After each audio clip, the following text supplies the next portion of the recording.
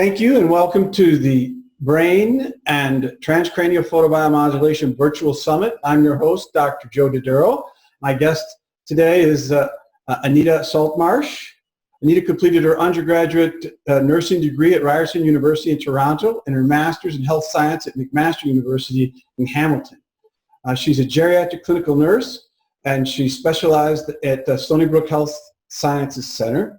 She was cross-appointed to the University of Toronto. Anita has been a PI and co-investigator on a number of peer-reviewed funded clinical trials related to the care of older adults. Her background in clinical training as a geriatric nurse specialist has allowed her great insight as a co-investigator on these research projects. Her passion, you will see, is working with patients. Being a PI and lead consultant on a $2 million novel transitional clinical research program in Ontario helped her kind of bridge the gap between science and making it work for changes in people's lives. So I thank you for being here with us, and I'm very excited to have share your expertise. We have a little bit of your background, Anita, but what sort of started this story of you and photobiomodulation? How did you get connected? Well, as you mentioned, my geriatric background, I had started my own company, Saltmarche and Associates, and I was doing a number of research and consulting projects and happened to actually be called by a company, a manufacturer of photobiomodulation devices in Mississauga in Ontario. And I was actually there to consult on the nursing program they had in place. But they showed me the photobiomodulation devices and, more importantly, the marketing materials associated with it. Kind of read it over and thought, I don't think so. No one device is going to do all these things, right? And as life would have it, I fell down a flight of stairs and I said I wasn't interested in doing the light consulting, but I would do the nursing service consulting I was there to do.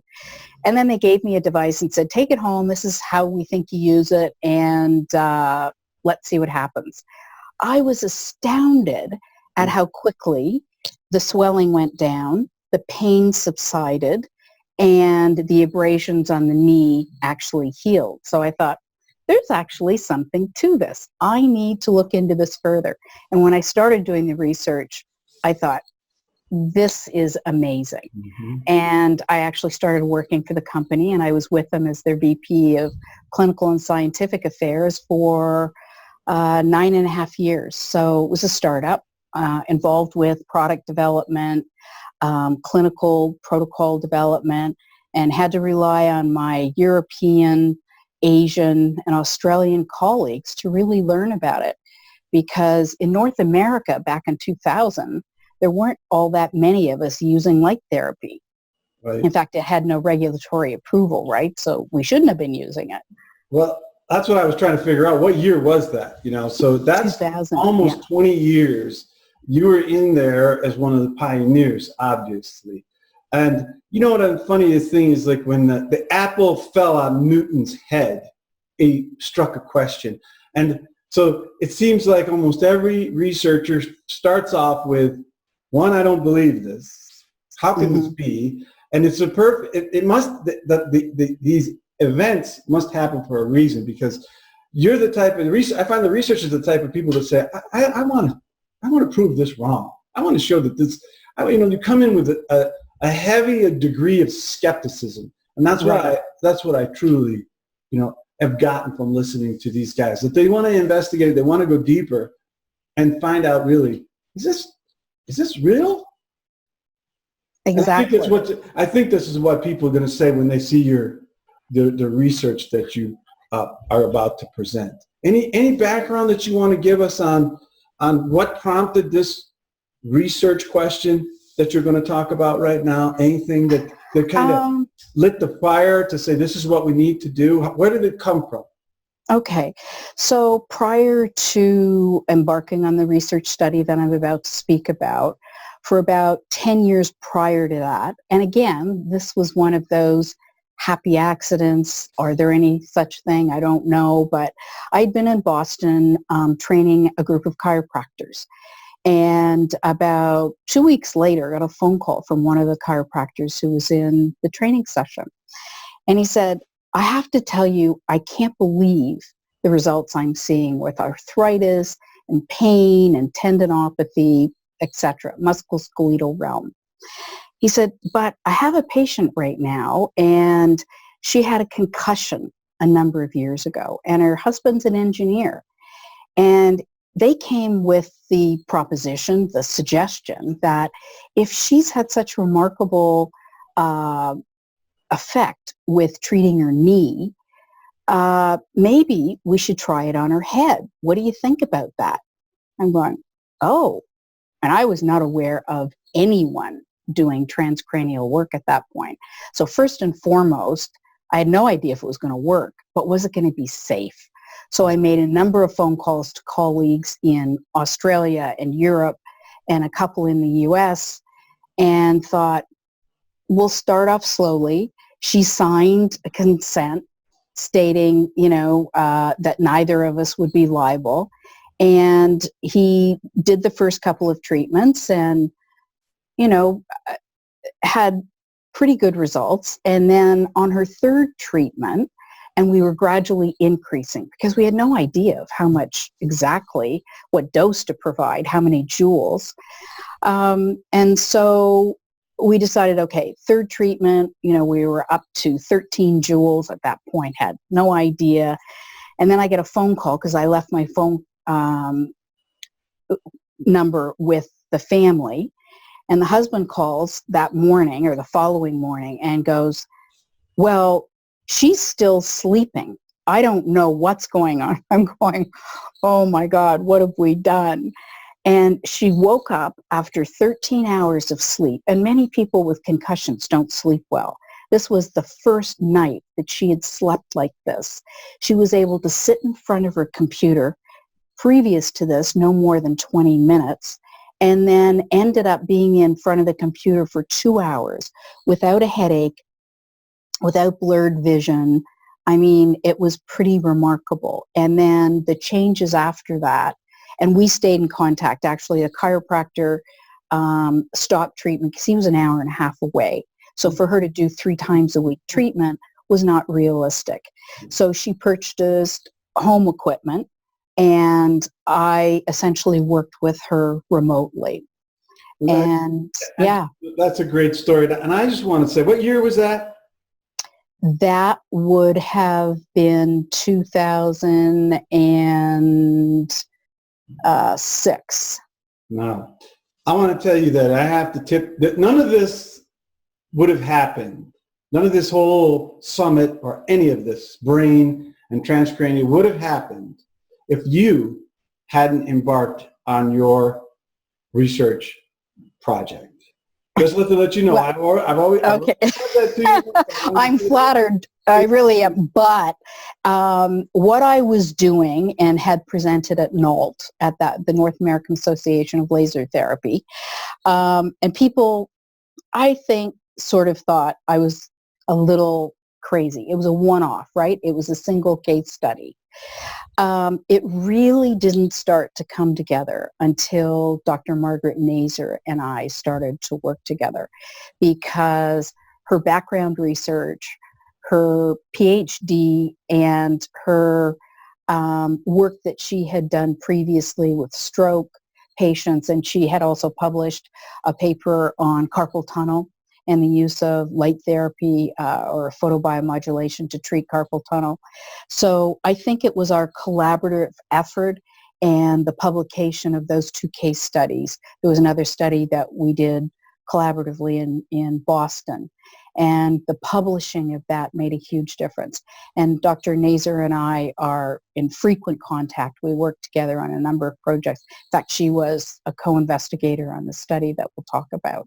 Now, being a chiropractor, and I used red and infrared light to treat neuropathy patients. So I was doing nerve regeneration for, a couple of decades. But I always said, we're going to do brain, but we really can't say it. I was just like you. We can't tell people, go home and, put this on your head, or, you know what I mean? We're getting in enough trouble taking care of their feet. Exactly. But when I would say to them, put it on your head, they'd come back and say, hey, I can drive now. Hey, I go in the closet and I remember what I'm here for. So Exactly. we had the signal. We saw that it was doing something, but we had to, Exactly. go very quietly until this paper really was published and your research. So I want to thank you. And I think a lot of people, a lot of clinicians want to thank you. So that's just me. So let's take a look at your slides. Okay. So after our experience with traumatic brain injury and working with a number of cases, and Dr. Nazer continued her research and I continued my clinical work, I was approached by a company that wanted to look at Alzheimer's. And at that point, I had been treating traumatic brain injury. I'd been treating children with ADHD, and some individuals, kids who had Down syndrome, and assisting with learning. And so it made total sense that we should be able to have an impact on Alzheimer's. So I was very excited to be involved with really the first feasibility study looking at transcranial photobiomodulation. And Dr. Nazer was part of that team, as well as Mike Hamlin and Lou Lim, and we had an amazing statistician. So that was really terrific. So we started, and I don't probably need to tell you, but the impact of Alzheimer's or dementia worldwide is enormous. And they estimate well over 5.4 million Americans living with Alzheimer's, and which is really staggering. Every 66 seconds, a new case is added to that number. So it just shows you how significant the issue is. The cost for families, both financially and just physically and emotionally, is huge. And the actual financial cost is huge as well. So why is it important that we actually look at, and this is one of the reasons I was very blessed to have been involved with this feasibility study. I had, as a geriatric clinical nurse specialist, seen a number of meds tried with individuals who had Alzheimer's, and none of those clinical trials were successful. So they were failing. Many of them had pretty significant side effects that were sometimes worse than the early onset of memory issues. And there weren't a lot of new compounds or medications coming down the pipeline. So it was really important that we needed to look at a different approach, one that could be not only effective, but accessible and affordable as an alternative. And when we started, we really thought we were going to focus on specifically mild to moderate dementia, Alzheimer's. And you'll see from that we ended up moving to some severe cases as well. I'm not going to spend a lot of time on mechanism of action because we've got some fabulous talks coming up in the summit. But to say that because so many people go, light therapy can't have these effects. And I think part of why light therapy may offer a solution to Alzheimer's and other neurologic conditions is that it's not a single target on, beta amyloid or tau protein buildup and other things. So we're actually treating at a mitochondrial level. And because of that, the cytochrome C oxidase, as many of all your researchers will know, but hopefully some of the individuals that aren't aware of what's going on, that increase in ATP or energy of the cell, reduced oxidative stress. The anti-inflammatory effects, I think, are very significant. And that release of nitric oxide that's captured in the cell in indolent cells actually increase the local microcirculation. So why is all of that important? Because we end up with that cell stimulation, healing, regeneration, and protective. So we'll just move on. So well before we started transcranial, it's probably worth noting, we had decades of experience using photobiomodulation, treating musculoskeletal conditions and wound healing. And probably some of the strongest research, except for what's coming up now in transcranial, is really on wound healing. So we knew that tissue repair was possible. And on top of that, we knew from the research, even in the musculoskeletal realm at least, and our clinical experience, that it was safe, first and foremost, and would hopefully be effective, but that was yet to be determined. And when we started out, there were no initial regulatory approvals, so FDA was not in place. It certainly is now and has been since 2002. Health Canada licensing as medical devices.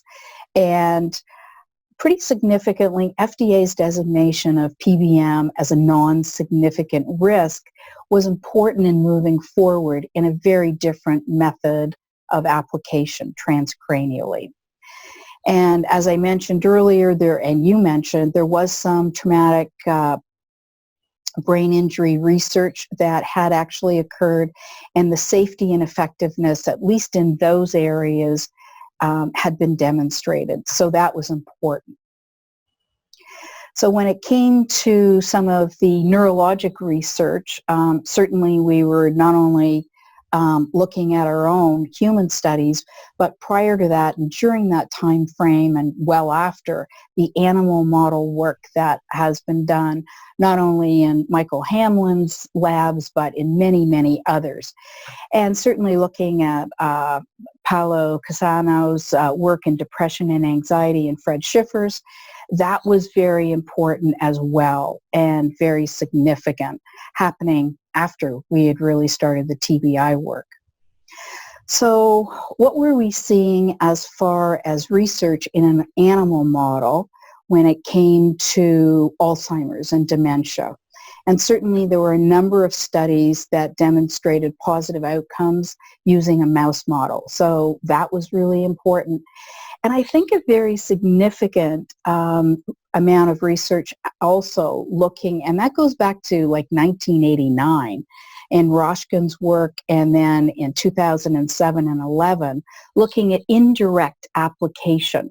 And the fact that we could treat somewhere else, whether it was, on the tibia to stimulate stem cells, and actually have effects, whether at that point in the dog model it was the heart or kidneys or brain, and bring about effects.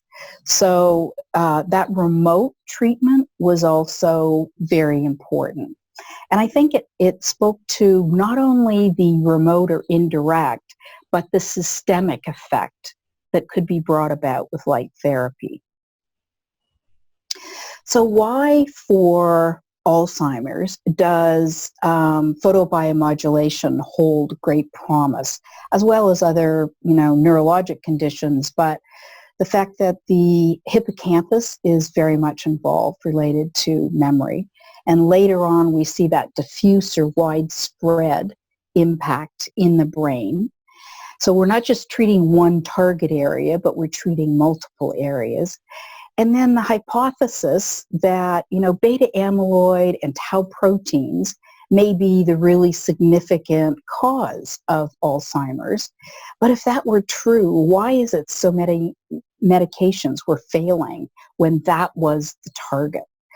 So it was really Dr. Naser, Marnie, that said, if we look at all these conditions and some of the things that are similar, so in anxiety and depression and psychiatric conditions, Alzheimer's, dementias, Parkinson's, dysregulation of the default mode network is a cause or part of that.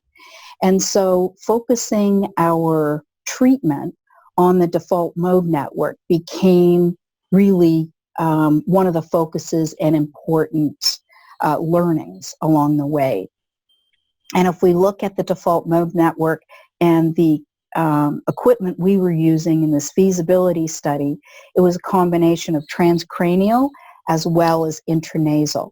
And the intranasal application was particularly important because we probably aren't stimulating directly the hippocampus, but we're probably very much stimulating the olfactory bulb. We see a lot of our patients who actually recover their sense of smell and taste, but that in turn is stimulating the hippocampus. And so we were really looking at what areas were we going to treat. Well, we were going to treat not only the hippocampus, but the mesial prefrontal cortex, the precuneus, as well as the inferior parietal lobes. So that was what we were looking at. So let's talk about the study and our methodology. It was a series of case studies. Really had 5, but in the full study there were 20. We recruited in the Orangeville and Toronto area in Ontario. So Orangeville is north of Toronto. We had 5 individuals that were recruited for this particular arm of the study, and all of them had a diagnosis of dementia or Alzheimer's by a physician. Obviously had informed consent by a family member, most often a wife or husband. And the patients were not paid to participate in the study, but they were given the neuro and intranasal device at the completion of the study. So, what sorts of individuals were we working with? I think probably the most important thing out of these 5 patients is the mini mental state exam, which is scored out of 30, and 25 gives you an indication that you do have at least mild cognitive impairment. But certainly as you get down to 21, but 10 is really fairly severe cognitive impairment. And the age group that we were looking at was anywhere from 72 to 90, predominantly male, which is actually unusual in many studies, but not here because it was actually the wives who ended up enrolling individuals or family members. And although you can't see with our, headshots there, many of them were on medication for dementia, not had any results from it, and we maintained them on that med as not to change anything with their protocol and the same medications and things that they were on. So the device we used is a PBM device, or really it's a combination of devices. This is actually an old photo of the devices. They're slightly different now, but it still gives you the same concept of the transcranial being focused on the prefrontal and precuneus, as well as the parietal lobes right and left, but there's also an intranasal device as well. And we'll see here the targeted cortical hubs that we were looking at are the cortical hubs that were involved in default mode network, as well as the intranasal device that would also have an impact on the hippocampus as well. So that was the device we were using, and it just shows the different areas of the brain here in the default mode network that were being treated. And this is this is the 810, so we're talking near infrared. And the power output for the intranasal is, now I should indicate for this study, this was the first iteration or the first version of the neuro that was being used in our study, and is now actually an alpha because it is pulsed at 10 hertz rather than 40 hertz. But we were using the 10 hertz and fairly low output here, but still able to bring about significant benefits. So duty cycle was 50%, and we had 10 hertz. And that 10 hertz was selected by the manufacturer based on the initial work coming out of Mike Hamlin's lab looking at mouse model research. And the duration of the treatment was actually 20 minutes in total. So that was the device that was used for the treatment. So what was the protocol? We were looking at a 16-week protocol, and in total, 12 weeks of that was treatment. And at the end of 12 weeks, the devices, the home devices, were taken away and we stopped treatment. And so there was a 4-week without treatment, no treatment phase. And so initially, the first 2 weeks, individuals came into the clinic and they were treated using the transcranial and intranasal device. But they were also sent home with just the intranasal 810 device for home treatment. That was our initial protocol. And so the clinic treatment was 20 minutes and the home treatment, because the individual device, was 25 minutes overall. And that continued for 12 weeks. The cognitive assessments that we did pre and post, we were looking at the mini mental state exam because it's often, you know, what we see in clinical practice because it's easy to use, scored out of 30. So we did that, not as sensitive, but we used the ADAS, which is the Alzheimer's Disease Assessment Scale, much more detailed, 70 items.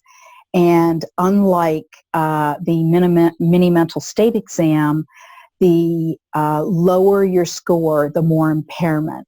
And so it's just the opposite with the ADAS COG score.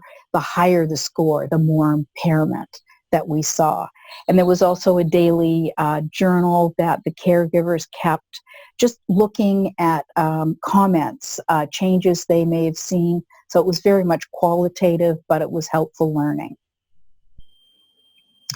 So if we look at the results, what's important here is we sort of start at our so our baseline. As we looked at before, we've got sort of 10 to 24 in the mini mental state exam. And in the ADAS COGS, pretty significant difference here, certainly in 58 score to 14.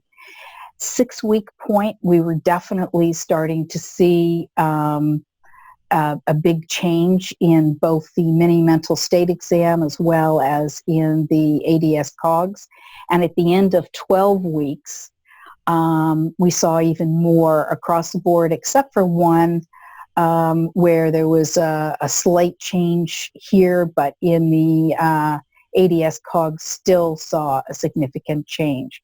I don't know if I can take, I can move us. So what's interesting here is the change that occurs and the decrease in effectiveness after a month of no treatment. And to be honest, I think we actually known that at the time, we wouldn't have included that. But it's a pretty dramatic example of take the treatment away and these, as a degenerative condition, these effects are not continued. So it was quite disheartening to families, and all of them were returned to treatment after this and regained what they had lost previously. So that was important. So what did this mean graphically if we kind of look at the changes that were brought about? And these are the mean changes in baseline mini mental state exams. So if we're looking at changes here, and during the active treatment, we were seeing a pretty significant change already at 6 weeks, but at the 12-week, and had we continued that, would we have seen even more? My clinical practice would say yes, but we stopped at the 12 weeks. And then we saw what was demonstrated here, a very significant drop in the effectiveness. So here, the higher the score, the better, and so the drop was not a good sign. Here we can see the difference in the active treatment at the 6-week mark, and this is our baseline in the Alzheimer's disease assessment scale scores, starting here at baseline treatment at 6 weeks, and then at the end of 12 weeks, and then showing again that decline because it's reversed in the ADS scale. And so that was pretty significant again in outcomes. So what was, I think, an important realization in all of this was, okay, we saw significant significant statistical results.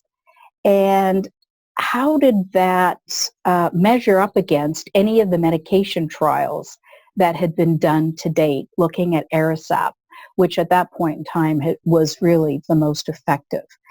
And so if you look at the mean change in which is a much more sensitive scale, the ADAS COGS, you can see that medication had a very minimal effect on these individuals. But if you look at a comparison of what the light therapy could do without those side effects, it was pretty remarkable when we saw the comparison, and no negative side effects with the study whatsoever. So that was important. Now, obviously, we need to say this is a series of 5 cases. So limitation, small numbers of patients, absolutely. No comparative, placebo control group, so that's significant. But this was really done as a feasibility study. Would patients be able to come in twice a week? It was done to be learning, but when we started to see the results, clearly we actually were quite surprised at the significance. So considerations for further research, and hopefully this is going on. Certainly the company that sponsored this research, V-Light, is going on for large clinical trials right now. But some of the things we learned during this research, certainly withdrawal of the treatment does result in erosion of effect. And that can be quite traumatic for family members as well as individuals. Weekly and twice weekly treatment is very difficult on an ongoing basis for family members to bring patients or their loved ones in to be treated. So clearly we need to make something much more accessible and available.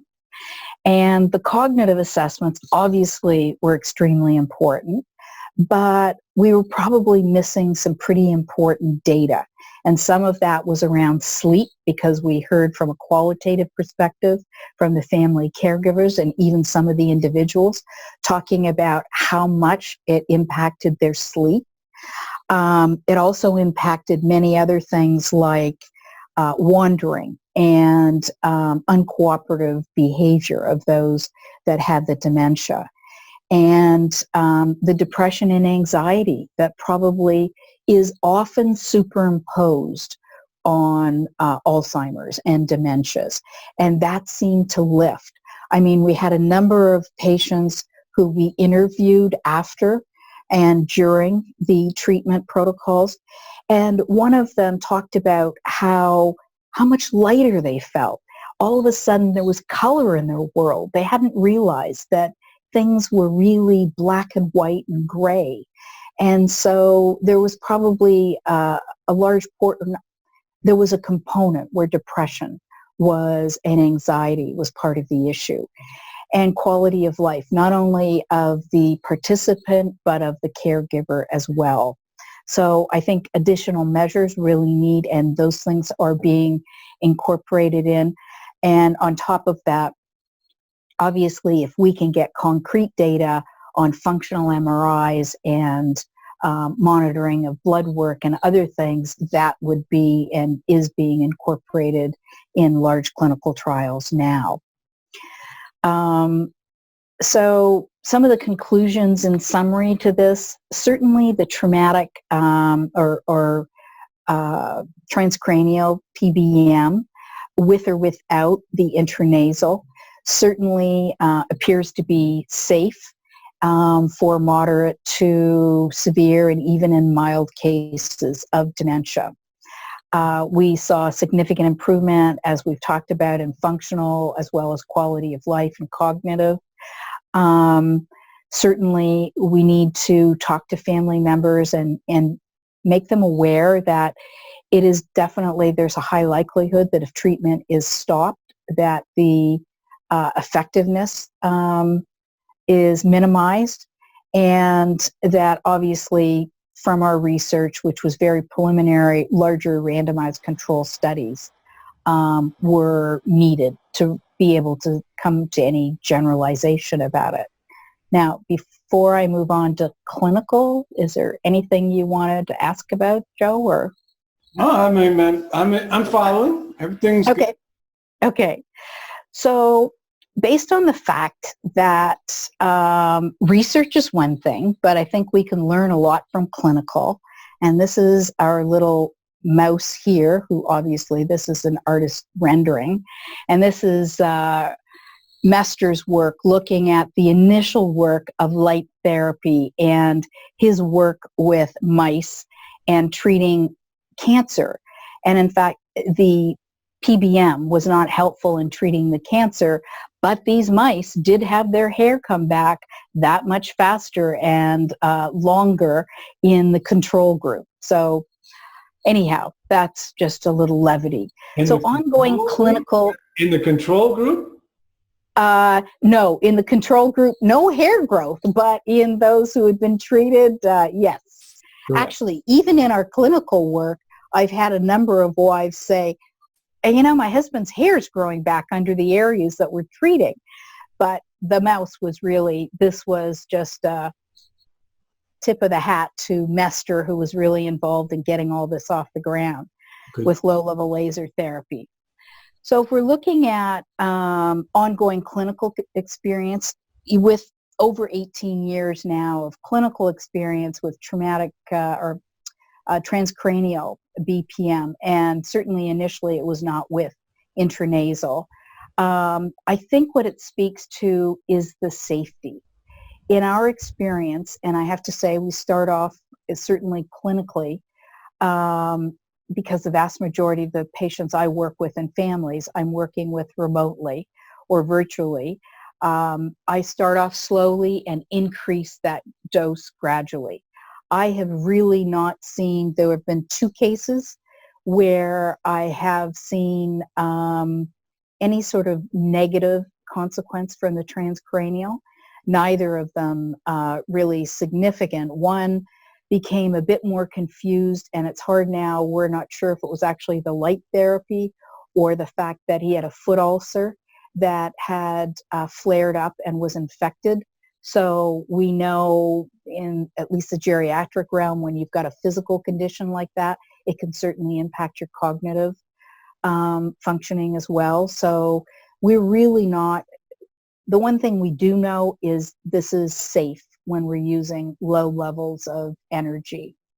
The second is that the application of intranasal and the addition of intranasal, and we've used both the near infrared, the 810, as well as the visible red, and found beneficial effect by adding that, whether it's for traumatic brain injury or even for those with dementia and Alzheimer's.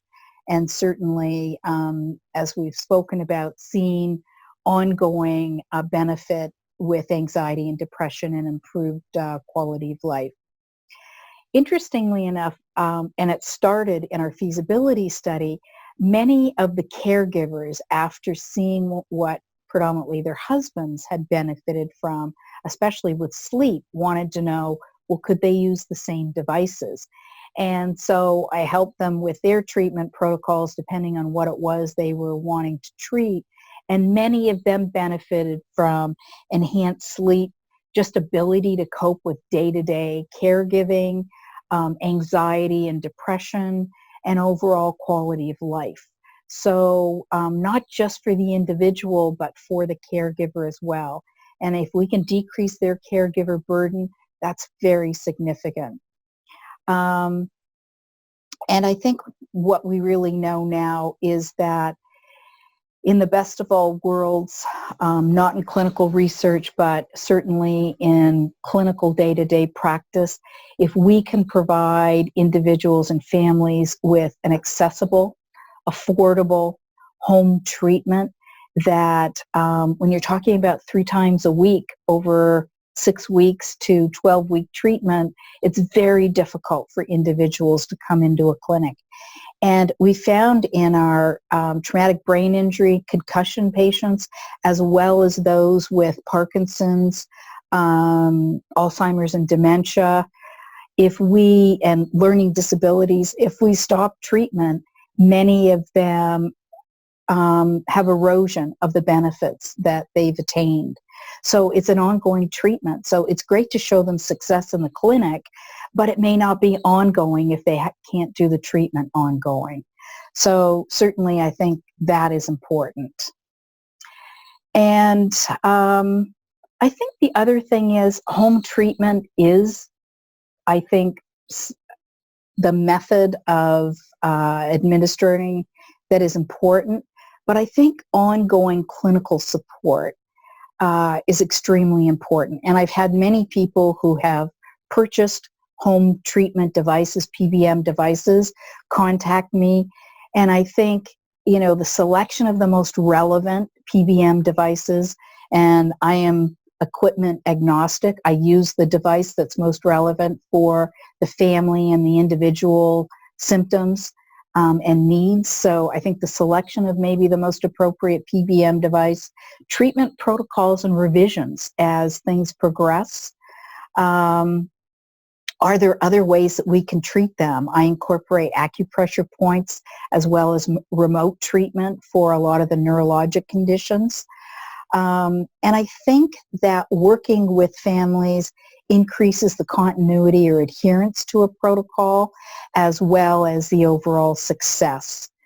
And something I think in the past 9 months to 6 months is becoming clearer to me is, and again, I'd like to be able to do some research to support this, but simultaneous training. So for those who have cognitive impairment, doing brain training at the same time as doing the light therapy.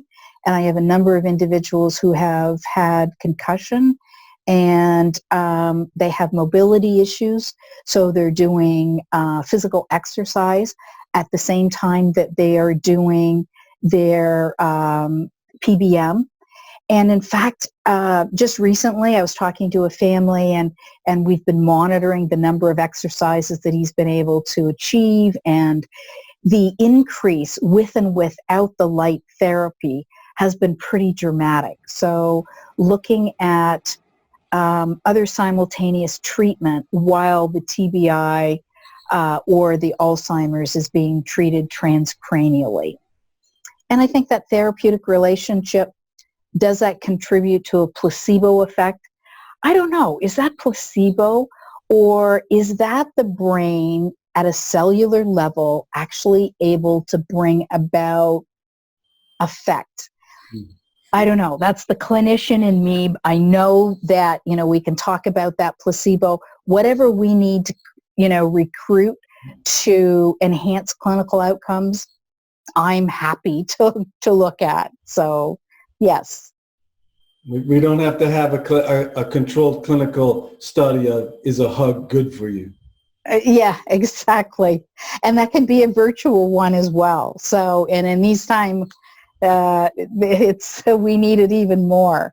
So the vast majority of my patients are seen, and families, remotely, not just because of COVID-19 right now, but just because they're in Hong Kong or, Belgium or Brazil or anywhere else. So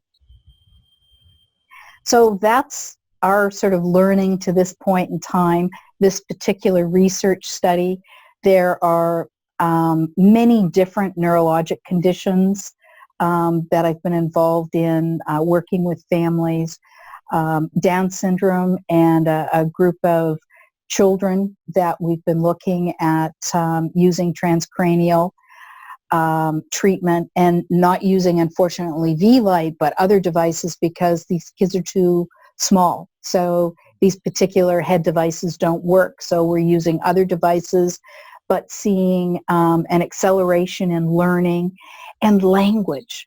We're really seeing quite significant changes in their language and focus and concentration, and therefore their learning. And we're hearing that not just from their families, but the speech pathologists, schools. Again, there'll be some research starting outside of Boston that's going to be funded fairly soon, which will be very exciting in the area of Down syndrome. That will be exciting to watch. So yeah, really pretty amazing times right now.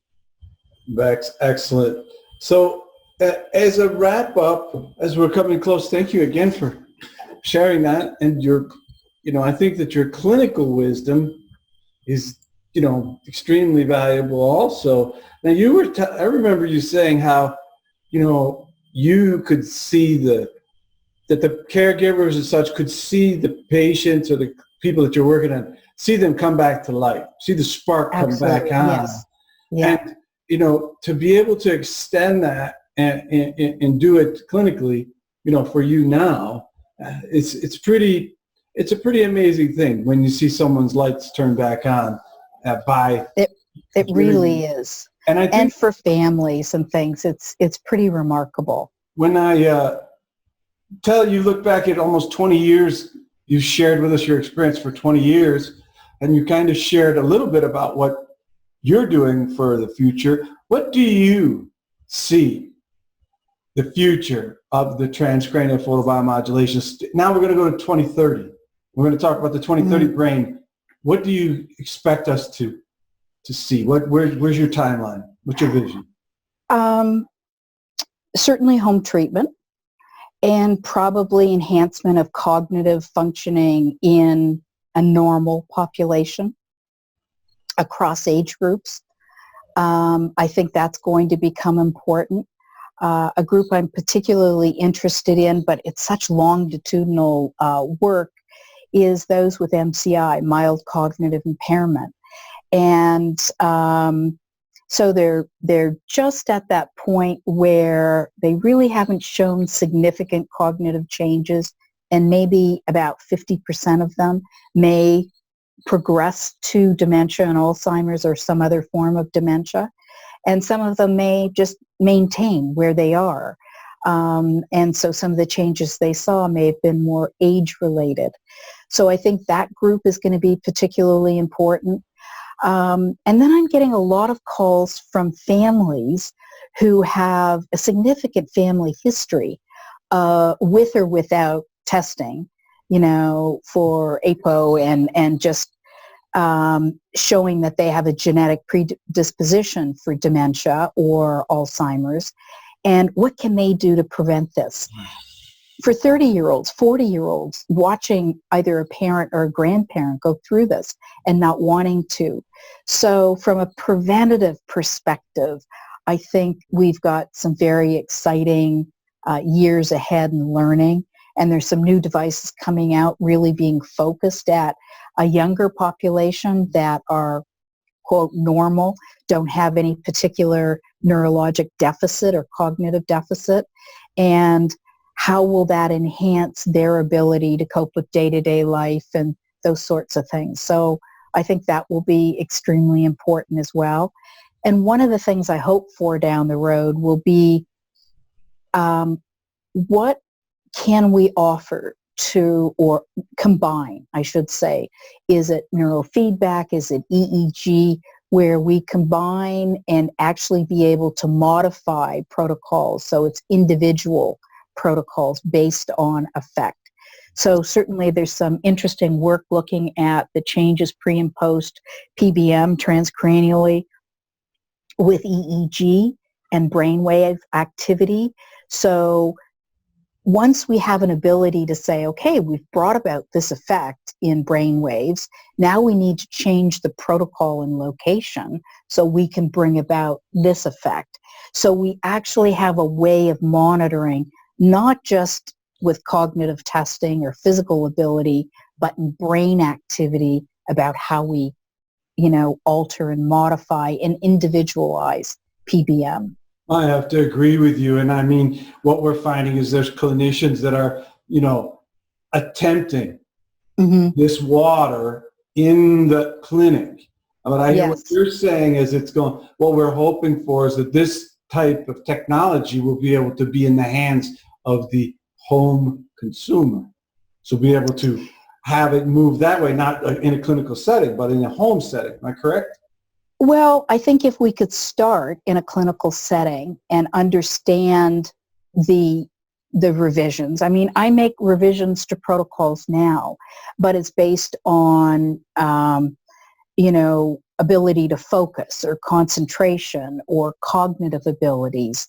It may be on physical abilities and functional, but that's pretty basic. Yeah, very crude. So if we had a way of monitoring the brain activity and where we were seeing those changes, that would make a difference.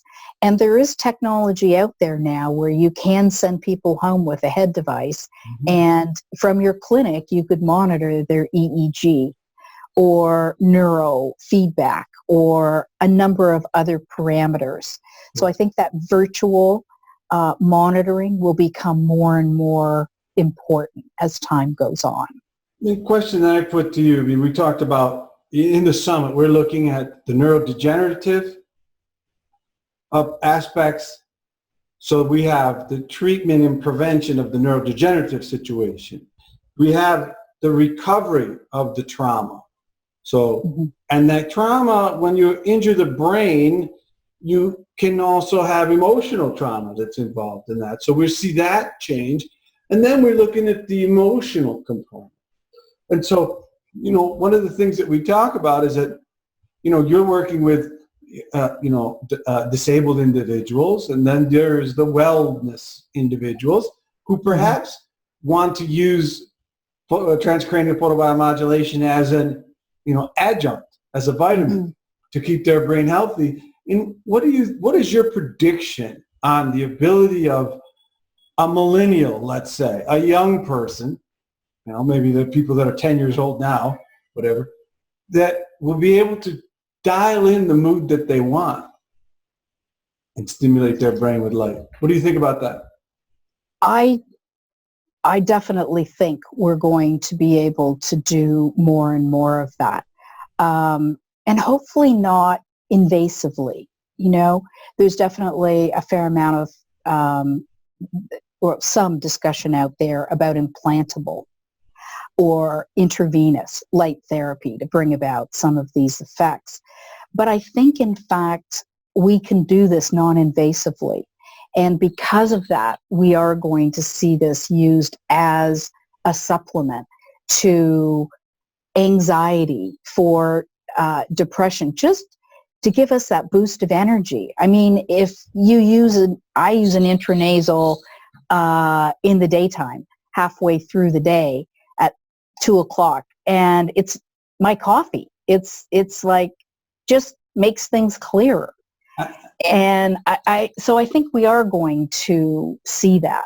When you think about it, the people are using invasive methods like alcohol, drugs, medications, things like that to alter their state of mind. And then if we're able to, hone in on these things and catch the spirit in the black box, the ghost in the machine, we'll be able to, have people, maybe these things you can't get rid of accidents, but maybe we can have people have a quality of life and a mental wellness that we didn't see in our past. Absolutely. And I think what's so exciting about it is that we've got lots of different companies, making various devices. So we will have that opportunity to try different devices. And I really do believe individuals respond differently to light. And so I've seen where I may be using super pulsed light, and that was more effective than using my continuous wave, and not necessarily transcranially, but certainly from the musculoskeletal realm, because I still work with pain and other conditions that I think this does. I mean, look at all the work going on right now with athletes and athletic enhancement, Right. and, endurance, strength, faster recovery. So really, we, in a way, are starting to see that as a supplement as well, preventatively as well as treatment. And we used to do this even with our baseball players or our football players, like a pitcher. We knew their shoulders and their elbows were vulnerable. And if you treated them preventatively before they went on the field and after, many of them, and again, we need to do that research to really look at what percentage, but I do believe we were able to prevent some of those injuries from occurring. And because those cells were working at their prime. And so, yes, I think what we're going to see in just healthy individuals enhancing their life, whether it be physically or cognitively or emotionally, will definitely, I believe, happen. Well, we It'll need be to exciting. Yep, very good. We need to have the the caregivers be strong. It doesn't matter. Someone's got to be able to take care of our ill. So again, thank you so much for your work. You're welcome. Thank you for giving us, the view from the front line. You're a true pioneer and a trooper, and I'm sure you're going to have something very interesting to tell us the next time we meet. Thank you. This is such a wonderful opportunity, getting all these individuals together to have all these talks. So terrific. Thank you so much.